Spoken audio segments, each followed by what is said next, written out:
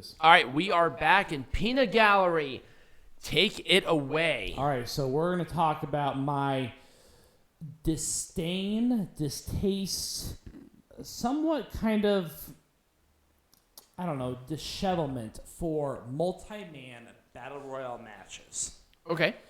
And the reason that I hate these multi-person matches. So let's just talk about a few examples of why I don't like them. So let's talk about casino battle royales. So within this segment, I'm going to talk about just in general what I hate about multi-man matches and why I hate each specific sort of match. Okay. So I think the biggest thing that we should talk about is the laziness of the booking. And I want to talk about this because I think that there is a better alternative at the end of the day. But we're going to talk about what my alternatives would be against these battle royales. But I think that... Okay, so wait, hold on. Before you really get into this, I want to ask you a question to at least start off on a positive. Is there a battle royal that you favor, not as a favorite, but you favor as a battle royal? As of like me, after going through multiple years of wrestling, no. I just and it's not because of the concept itself, is I think because of the laziness of the booking of the winners of said matches. Okay. So I think that there's a double-edged sword with this. I think that there's a time and a place for these battle royales to happen. And I think that there is a segment in which you should book these matches to have the winner make the most impact. But the major wrestling companies are not making that happen. So, for example, we're talking about AEW. So let's talk about AEWs. This is the Casino Battle Royale. Right. So men's, women's, it doesn't fucking matter at the end of the day. There has not been a women's Casino Battle Royale. Well, they have had a ladder match. That's not the Casino Battle Royale. That's the Casino Ladder Match. Again, it's all the same fucking concept. A bunch of people in the fucking match for a fucking chip. I can't legitimately agree with you on that because I feel Really? like... here's my thing. I can see your hesitation to a battle royal. I can. But with a ladder match, there isn't 30 people in a ladder match. Well, there's maybe fucking 6. AEW. Well, we're talking about AEW. Like, you have to throw everybody in a match with AEW. Right. But let's talk about, like a thing like Money in the Bank, for instance. I feel like that is an unnecessary criticism to a multi-man ladder match because we've seen good ones, we've seen qualifiers, and then also they book them maybe not more so recently, but in the past very well. They all suck. Of the winners. They all suck. I'm gonna tell you why. No. AEW sucks because AEW sucks. Yes. Well, AEW's battle royale ladder matches suck because guess what? Nobody who fucking wins these matches actually win the respective championships. They don't? Sources. They don't. What are the sources? I want... give me an example of No. one. Oh, no. You made the claim. You have to provide the sources. Fine, let's talk about Brian Cage. Mediocrity. He won the ladder match. Yeah, not the battle royal. They're different matches. No, they're the same fucking match. No, they're not. They're two different matches. The casino ladder match is different than the casino battle royale. Well, then they're legitimately two different matches. Same concept, different matches. So there's inconsistencies then. Yes. I mean, marketing-wise, who the fuck cares? No, here's my thing. I'm not saying that you're incorrect. The battle royales... I mean, what? Clearly, you didn't do your research. No, I didn't, because I thought they were the same match. No, they're legitimately wow. They're two different matches. No, they're two different matches. The Casino Battle Royale and the Casino Ladder match are different matches. absolutely. They're 100% two totally different matches. Well, let's talk about the casino ladder matches then. No one who has won these has actually won the titles that they were scheduled to win or scheduled to face off in. Brian Cage lost his. Yep.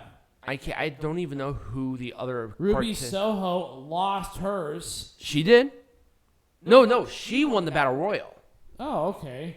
No, she won the Battle Royal. So apparently I'm a fucking idiot because I can't fucking figure why in the fuck are these things happening? Yeah. No, I will say, I do agree with you on AEW not doing this. I do like the general concept of... I hate this because I'm confused now. Oh, no, I like the Casino Battle Royal as like a overall thing because it was like the groupings and then the Joker was like a big surprise. Like, I'm totally cool with that.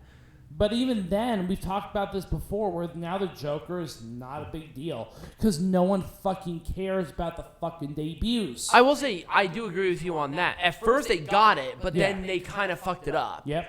But you just need to do your research and realize that the Casino Battle Royal is different than the Casino Ladder match. But they're all I mean, they're all the same. The point that I'm making with this in general is that the people who win these don't go anywhere. They really don't. They just don't.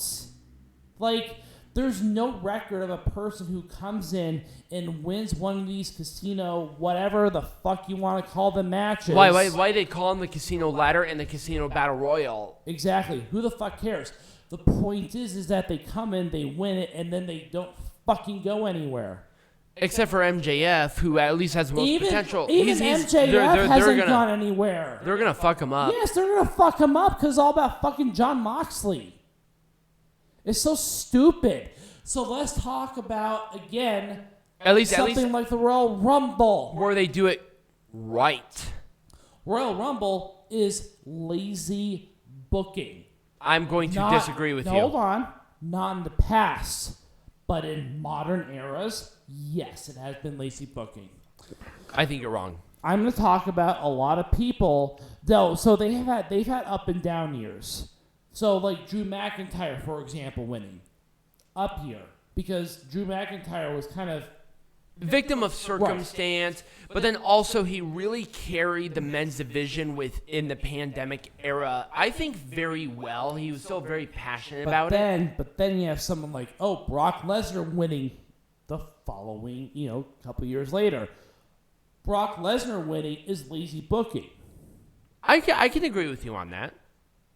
Ronda Rousey winning, lazy booking. I have to disagree with you on that one. I will. I will have to, actually. So again, my point with the Royal Rumble is that there is a pattern within the WWE, at least as far as we know, because we've only seen Royal Rumbles in the Vince McMahon era. I'll be honest with you, I'm non-lazy booking. I'm surprised that you didn't mention the first women's Royal Rumble winner. Yeah, where Asuka won.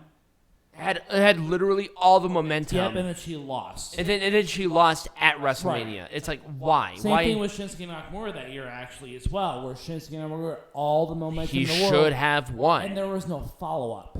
No, there was a follow-up. He just lost the follow-up. And then he turned heel. It's like, that was weird. Yeah. Now, if he turned heel and won, we would be talking something different.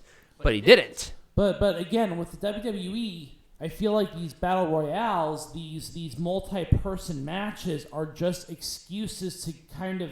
I feel a lot of it is like marketing, sort of like, let's see who gets over, who doesn't get over. Well, I mean that's what the Royal Rumble has been doing for years. The reason that Bret Hart and Lex Luger won the Royal Rumble simultaneously is because WWE wanted to do a test on who was the most popular. Okay. That's why they did that. The reason that the Royal Rumble exists at this point is to see who it is. They're like, I think Drew McIntyre is the next guy. I think Ronda Rousey is the next woman. Are they? I think Ronda Rousey, for the most part, is. Okay. She just returned. I was okay with that. That's why, because she was the most popular woman in that match. But I think, again, it's double-edged sword. Like, Oh, it 100% is. I feel like part of it is where you need. I mean, I think AEW has the same issue, but WWE is at least a little more consistent with its inconsistencies, where it's like, oh, well, let's see who's popular. I hate being this guy, but I think WWE is a lot better about doing it. Oh, now they have fucking 50 goddamn years above AEW. So Right. AEW having some kinks in the armor should not be surprising. I mean, the first Royal Rumble winner was Hacksaw Jim Duggan, and it was for nothing. Right. But with AEW, it's like, oh, let's just choose a person who's most popular and see how they do. Whereas WWE's like, well, let's see who is most popular and see how they do. Well, then Drew McIntyre wins, and it's a huge pop, and they do it right, but then victim of circumstance. Right. Where Lesnar, they just wanted to get Lesnar into the main event in some point in time, and it was like, well, then why did he have to win the Royal Rumble? So again, going back to my point, the point of this whole segment is it's not like who's right, who's wrong. Now this do enough research. This next one is under the Triple H regime, so that's going to be much different than what we've seen in the past. But the point that I'm trying to make is that I feel like these battle royales are lazy forms of booking, and I think that there is a better way of doing said booking, which I'll explain after talking about, of course, our Bound for Glory Gauntlet match. Because I think that this is the worst example of lazy booking. I will say this year, I can agree with you, but I will say last year, they did it right. I think they did not, though. The Call Your Shot Gauntlet, I think, is kind of in the same vein as the Royal Rumble.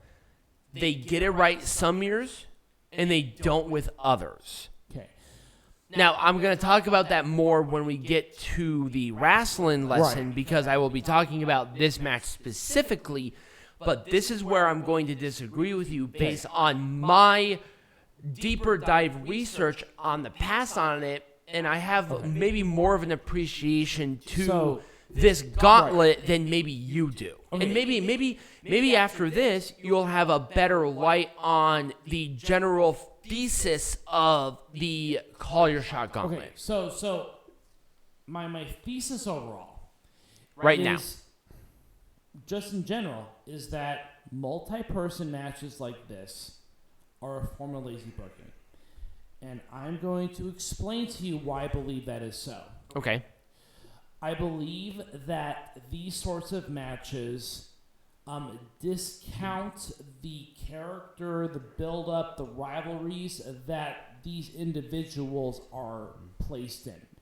And I have seen examples of these rivalries within, like, Royal Rumble, for example, where there are people who were involved in rivalries who were denied an opportunity to play this rivalry out because they were in the Royal Rumble. Or where they used it as an excuse to build up new rivalries because of something that happens at this multi-person match. To me, it's just kind of like, oh, let's put all these people in and kind of see what happens, sort of thing. Okay. It happens every single year.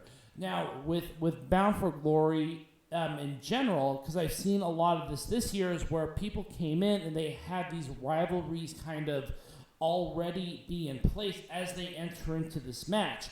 So the rivalries themselves overshadow the match itself. Okay. As a concept.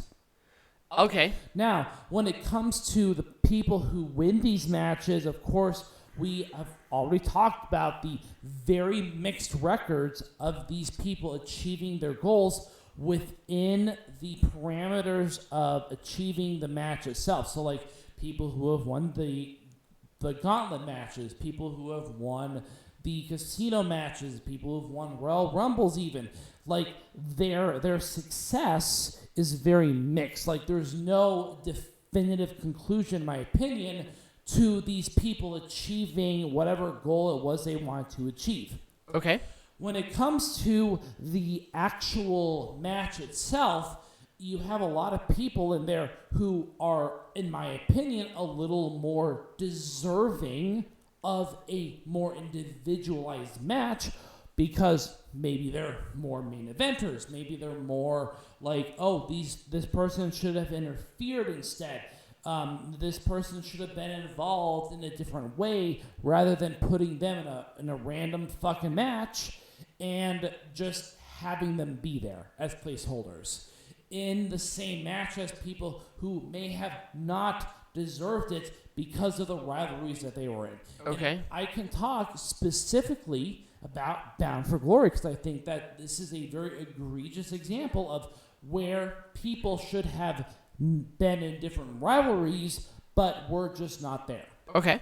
All right. So you want me to go through that? Just like a couple of examples. No. I think we get it. Like, Okay. if you continue, we're going to be here forever. But here is my rebuttal to this.